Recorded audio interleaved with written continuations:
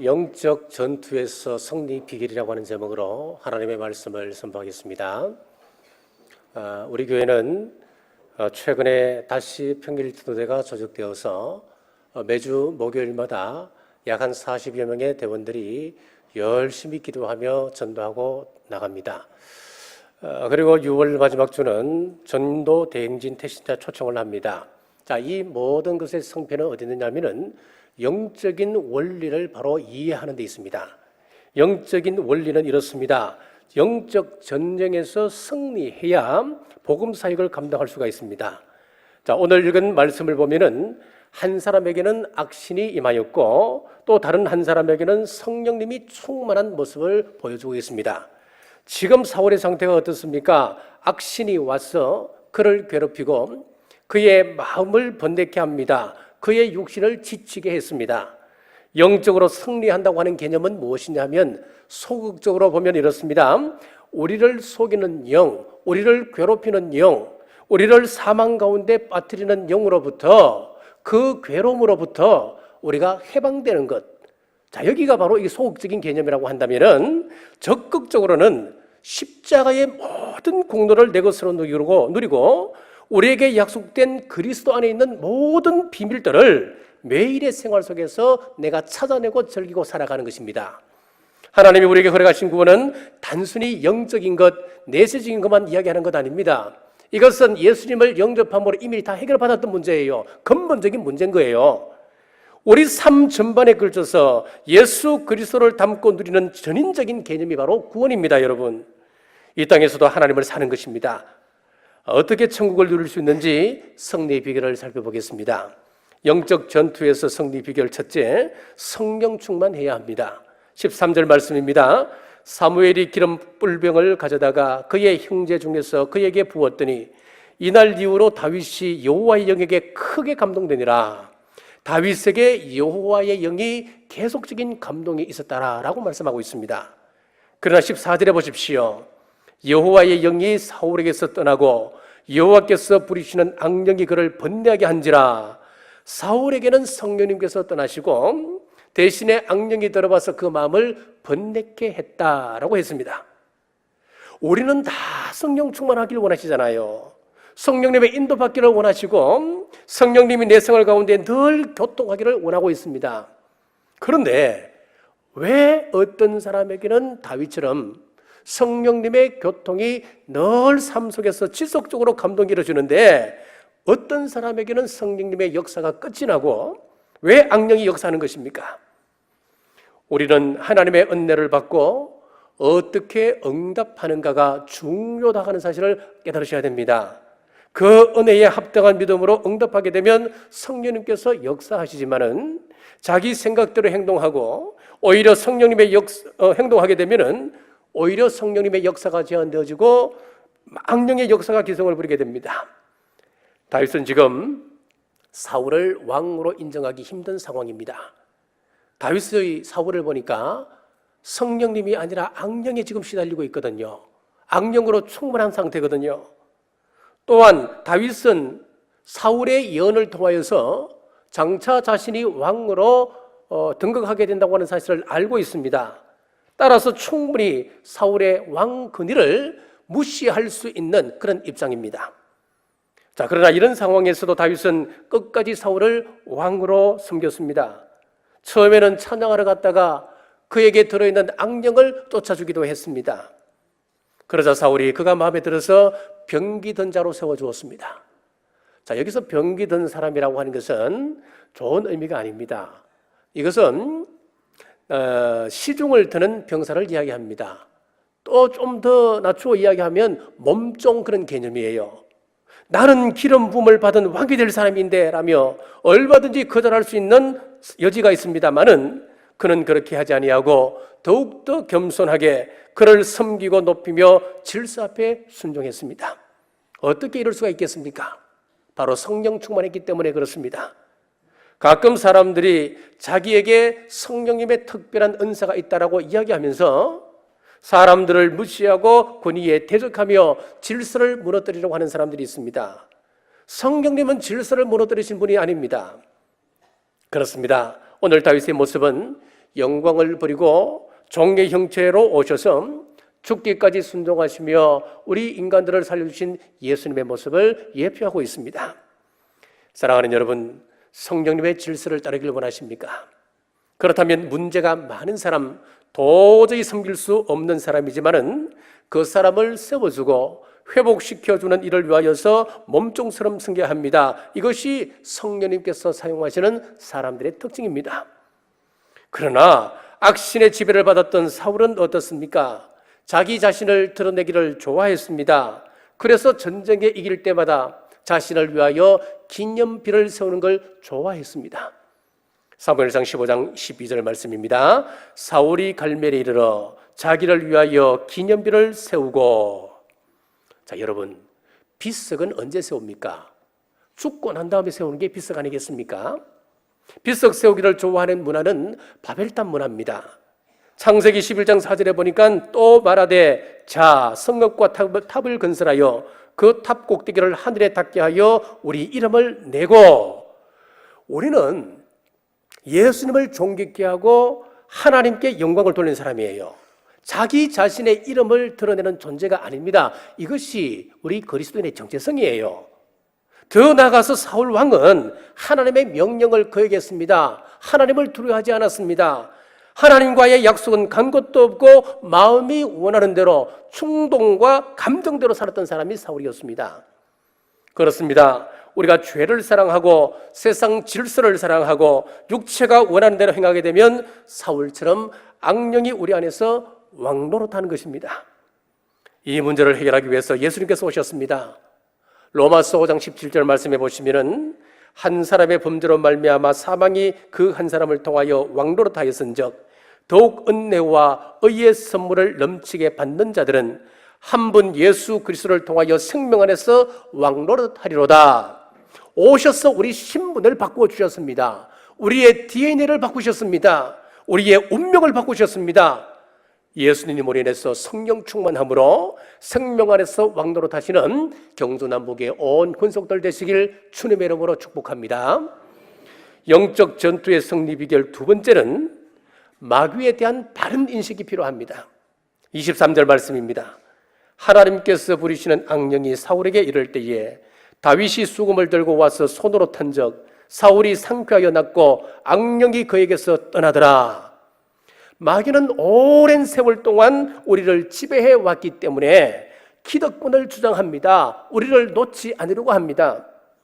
그러니까 사울이 하나님의 종이었습니다만은 그가 악령에 시달리게 된 겁니다. 자, 마귀에 대해서 생각할 때 두 가지를 조심해야 됩니다. 마귀의 권세에 대해서 무시해서도 안 되고 또 하나는 너무 과대평가해서도 안 됩니다. 여러분, 그 존재에 대해서 부인해서도 안 되는 겁니다.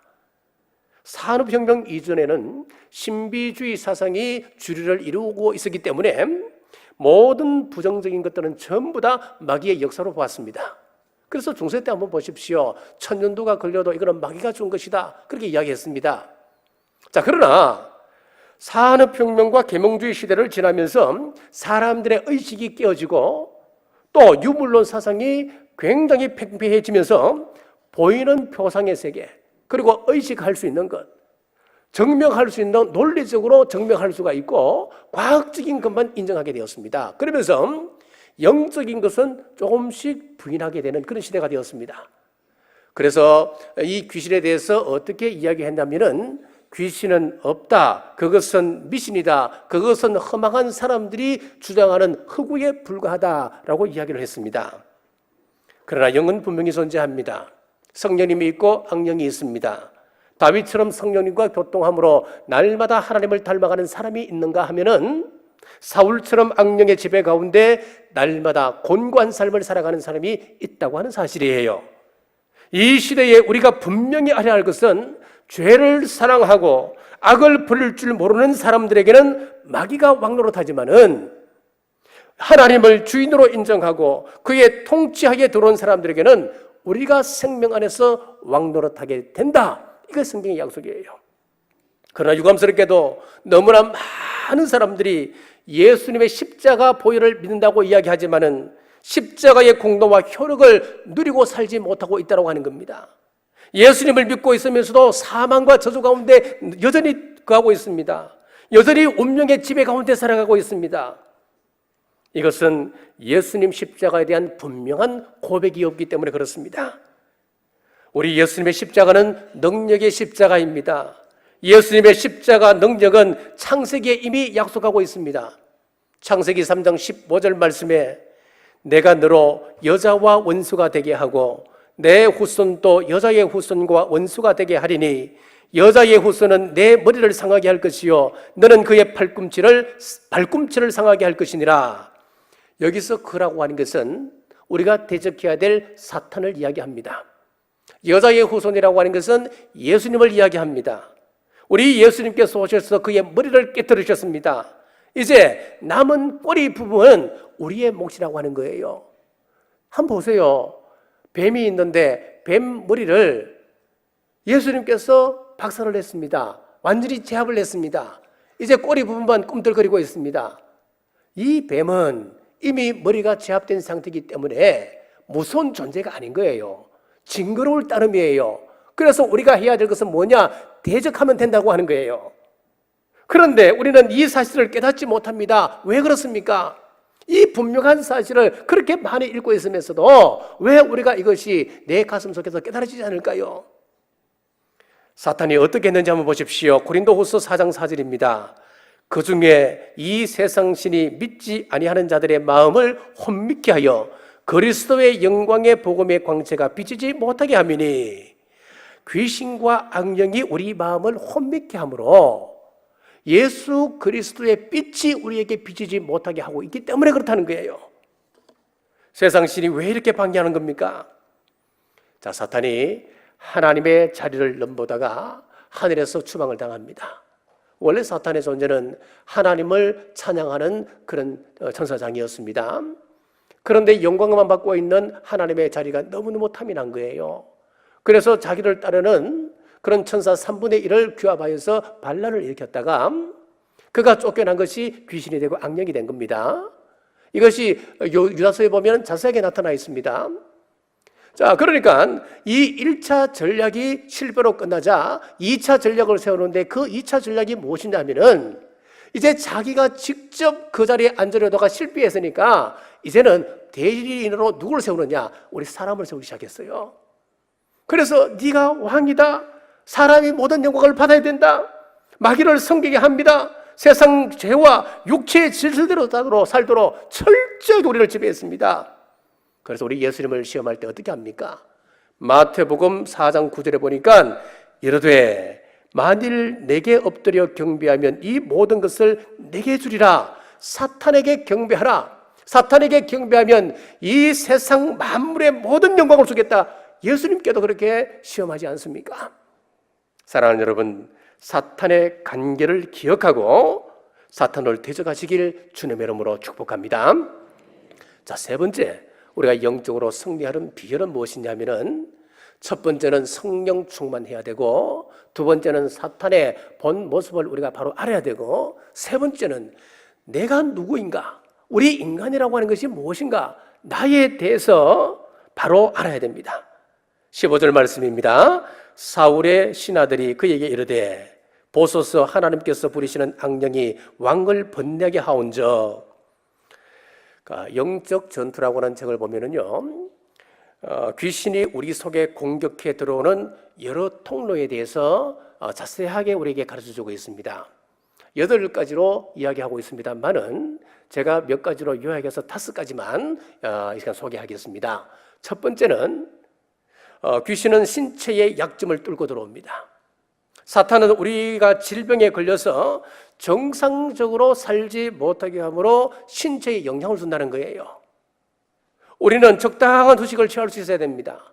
아무리 바쁜 일이 있어도 우리가 휴식이 필요합니다. 왜? 자칫 잘못하면 우리가 병에 걸리게 되고 병에 걸리게 되면은 꼭 사탄이 그쪽으로 통해서 침투에 들어올 가능성이 크기 때문에 그런 거예요.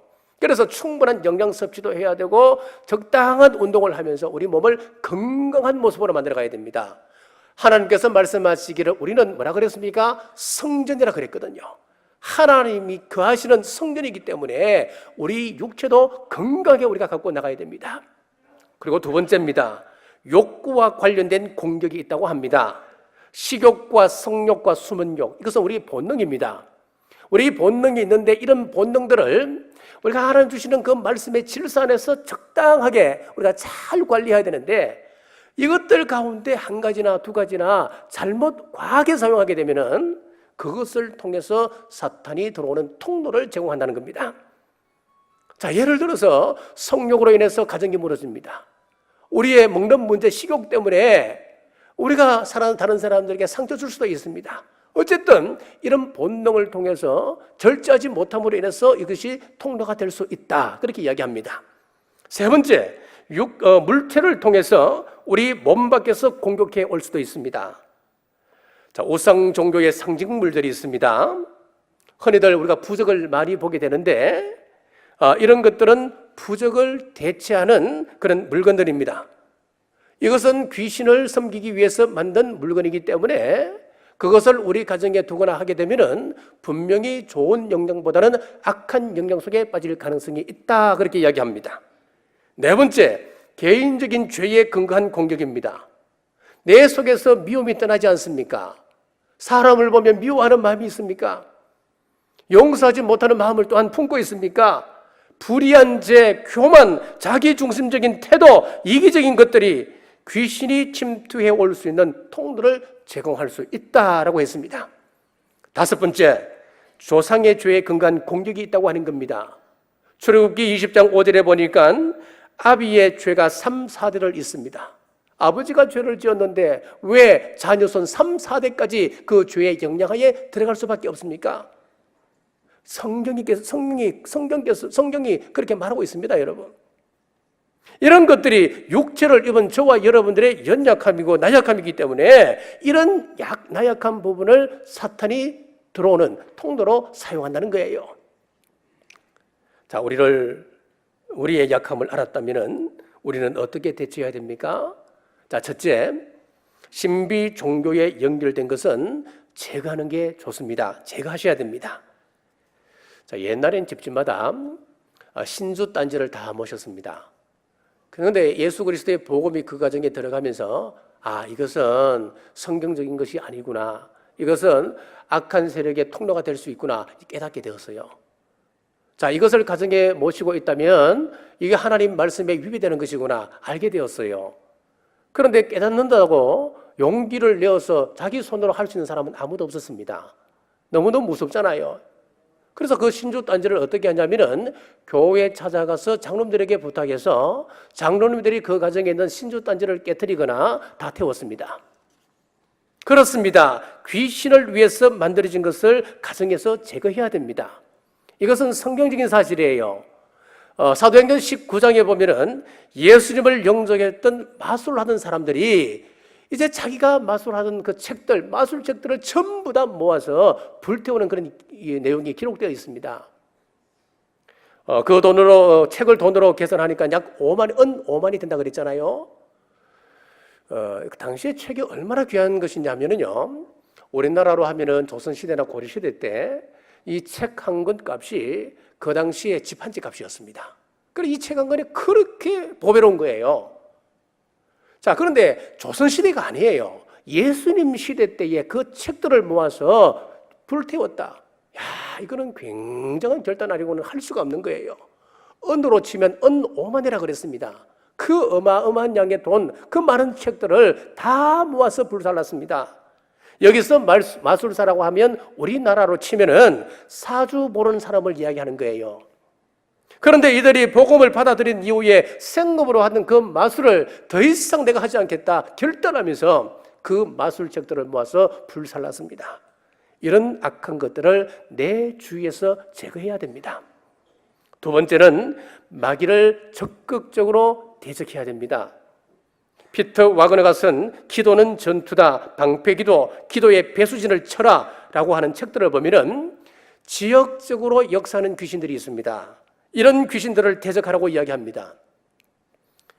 자, 이 황남동이 이렇게 바뀔 것이라고는 아무도 예측을 못했습니다. 이 지역은 철거 대상 지역이었습니다. 우리 교회가 여기서 재건축을 할 때도 참 많은 어려움이 있었습니다. 과연 이곳에 건축하는 것이 맞느냐? 이 지역은 장차 다 철거될 지역인데 교회만 덩그러니 남아있는 그런 것이 뻔한데 왜 이곳에 다시 재건축을 하느냐, 많은 어려움들이 있었습니다. 우리 교회가 이 지역이 이렇게 바뀐 것은 불과 몇 년이 안 되었습니다. 불과 10년 전만 하더라도요, 우리 교회 주변에는 무당집이 40여 개 있었습니다. 최근에 등록하신 분들은 아마 꿈에도 생각하지 못할 겁니다. 그러나 10년 전쯤, 가까운 얼마 안 됐잖아요. 10년 전만 하더라도 무당집이 40개였다니까 여러분. 예. 답답합니다. 영적으로 보면 이 지역 자체가 완전히 잠식되어 있었습니다. 우리 교회 주변에도 많았습니다. 우리 교회 태신자 전도를 언제부터 시작했느냐면은 2010년도 4월 달에 처음으로 우리 교회가 태신자를 작정했습니다. 그것은 무슨 의미냐면은 그 해에 우리가 악한 영들과의 대적을 시작한 거예요. 선포를 한 거예요. 그래서 골목마다 다니면서 예수 그리스도의 보혈로, 예수 그리스도의 보혈로 우리가 예수님의 피를 직접 바르지는 않았지만은 우리가 선포하고 다녔습니다. 우리가 그러면서도 믿기지 않은 일들이 났습니다. 우리 교회에서부터 시작하여서 반경을 넓혀가기 시작하면서 하나 둘 이 무당집이 사라져가기 시작하는 거예요. 사라져가면서 지금은 이 교회 주변에 무당집을 찾아보기 힘들어진 그런 지역이 되었습니다. 우리가 기도하면서 나갔던 중 한 번의 위기가 있었습니다. 이건 저만이 알고 있는 사실이에요. 한 5년쯤이었습니다. 한 번은 동대 교수들하고 시청에 관계된 그 직원들하고 시청 공무원들하고 우리 교회에 찾아왔어요. 찾아와서 우리 당회원들 앞에 황남동 발전을 위한 그 설명회를 우리 당회원들 앞에서 했습니다. 그분들이 하면서 무슨 이야기를 하느냐, 그때 시의 청사진이 지금은 황리단길로 이렇게 바뀌어 있잖아요. 이 황리단길을 어떻게 하느냐, 무당들이 점치는 점골목으로 특화하겠다는 거예요. 일본에 가면은 일본에도 그 점치는 골목이 따로 이렇게 특화되어서 많은 관광객들이 거기 가서 심심풀이로 그냥 지나가면서 점을 치며, 그래서 그 지역 경제에 굉장히 큰 영향을 준다는 거예요. 지역 경제 활성화가 일어난다는 거예요.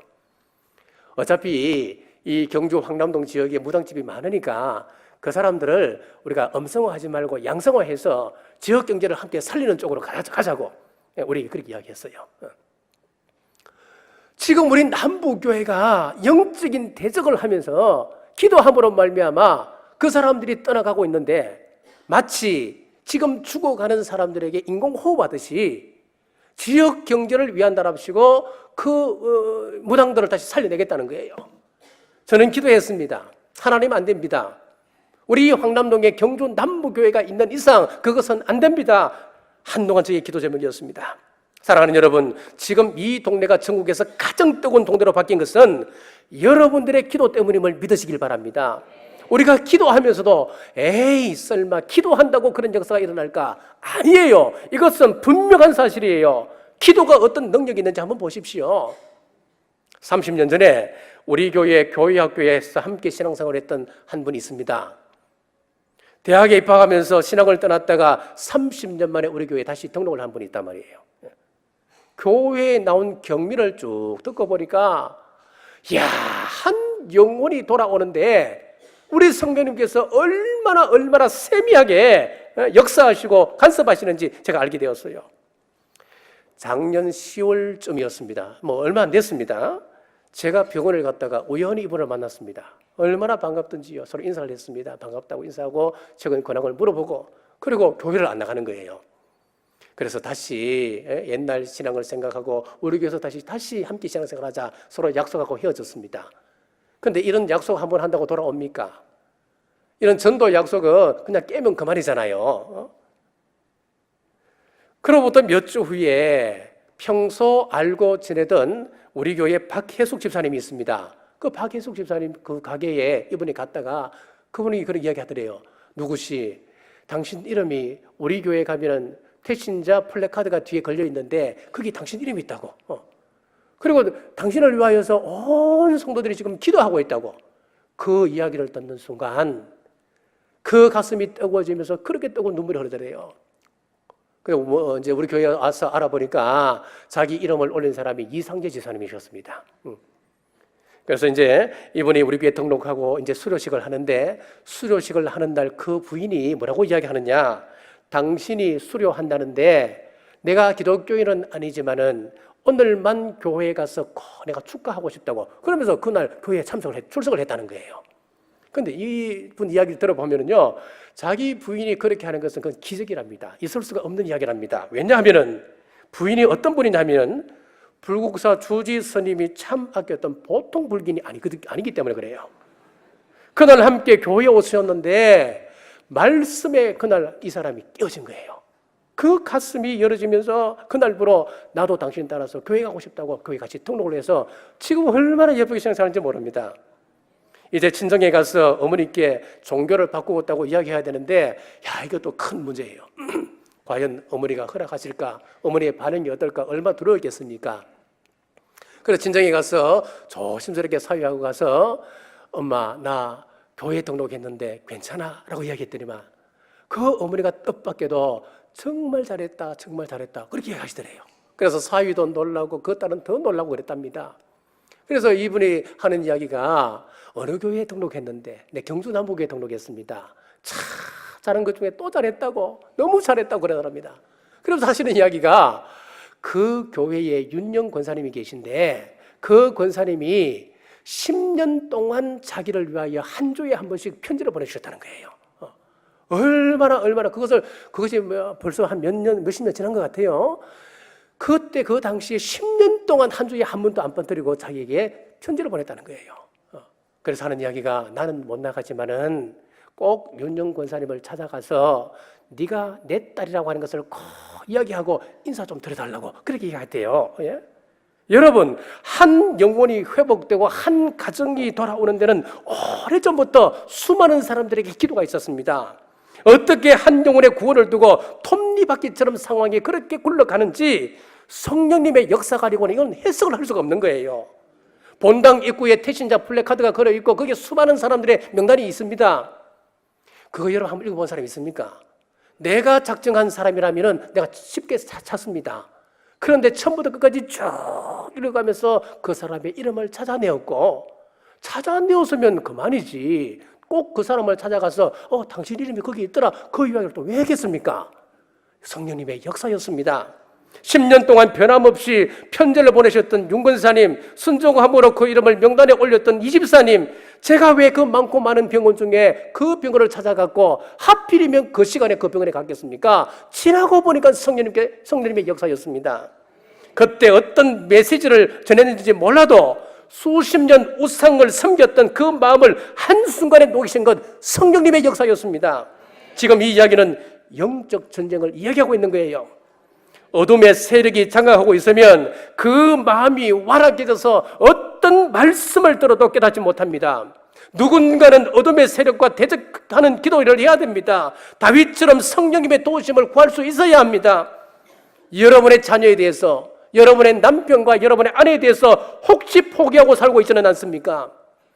6월 마지막 주는 태신자를 초청합니다. 이 사역은 영적인 전쟁입니다. 그 사람을 영적으로 어렵게 하는 것, 다윗처럼 종의 심정을 가지고 치워주고 그 사람과 가정을 듣고 있는 어둠의 세력을 대적하며 기도해 주시는 여러분 되시기를 바랍니다. 그리하여서 생명잔치에 꼭 초청하여서 함께 천국 백성의 삶을 살기를 주님의 이름으로 축복합니다. 기도하겠습니다. 오늘 또 말씀하시는 아버지 하나님 감사합니다. 오늘 사울이 왕이라도 그 마음이 하나님으로부터 떠나 있을 때 악령이 역사했습니다. 우리의 삶이 사울처럼 하나님을 외면하고 살고 있지는 않는지 돌아봅니다. 그리스도인으로서 흑암의 세력, 어둠의 권세를 깨뜨리고 빛이신 예수님을 증거하며 선포하는 일을 위해서 힘쓰는 우리 모두 될 수 있도록 도와주옵소서. 다시 오실 예수님 이름으로 간절히 기도드리옵나이다.